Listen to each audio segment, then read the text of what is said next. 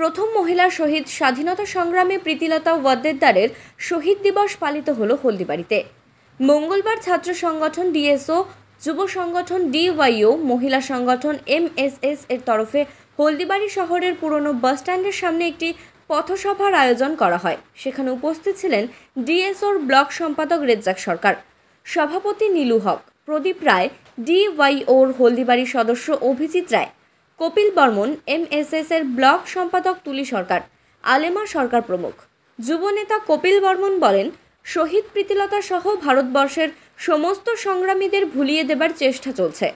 দেশে আজ রাজনীতির দৈন্যতা, ঘরে ঘরে অভাব, বেকারি, নারীর লাঞ্ছনা। এই মুহূর্তে এই মহান মানুষদের জীবন সংগ্রাম পাথেয় করে আমরা আগামী দিনে সুন্দর সমাজের জন্য লড়াই চালিয়ে যাচ্ছি।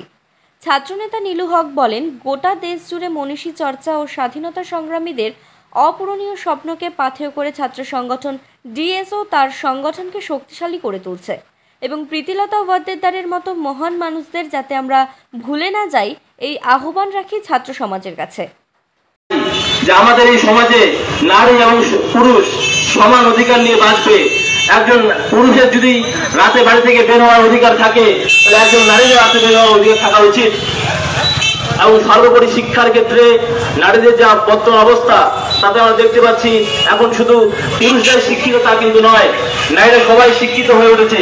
আজকে নারীরা মহাকাশে যাচ্ছে, আজকে নারীরা প্লেন চালাচ্ছে, আজকে নারীরা ট্রেন চালাচ্ছে। সমস্ত দিক থেকে নারীরা আজকে পুরুষদের সমান মর্যাদায় উঠতে পেরেছে। এটা কিন্তু সেই বিদ্যাসাগরের দান, এটা সেই রামমোহনের দান, এটা সেই প্রীতিলতা ওয়াদ্দেদারের শিক্ষা। আমাদের স্বাধীনতা সংগ্রামে প্রীতিলতা ওয়াদ্দেদার যখন আসে, তখন তারা অনেকেই তাকে তুচ্ছ করে গণ্য করেছিল যে আপনি মেয়ে মানুষ, আপনি কি করে এই সংগ্রামে থাকবেন, আপনি কি করে এই স্বাধীনতা সংগ্রামের হয়ে লড়বেন। কিন্তু সেদিন প্রীতিলতা ওয়াদ্দেদার বলেছিল যে এই যে সমাজ, এই সমাজ শুধু পুরুষের নয়, এই সমাজ নারীরও। এই পুরুষ এবং নারী উভয় মিলে যদি এই সমাজকে এই ইংরেজদের তাড়াতে মাঠে না নামে, তাহলে এই ইংরেজদের কখনোই তাড়ানো যাবে না। তাই প্রীতিলতা সেদিন মাঠে নেমেছিল, জীবন দিয়েছিল এবং প্রীতিলতাই বাংলার প্রথম শহীদ নারী হিসেবে গণ্য হয় আজও।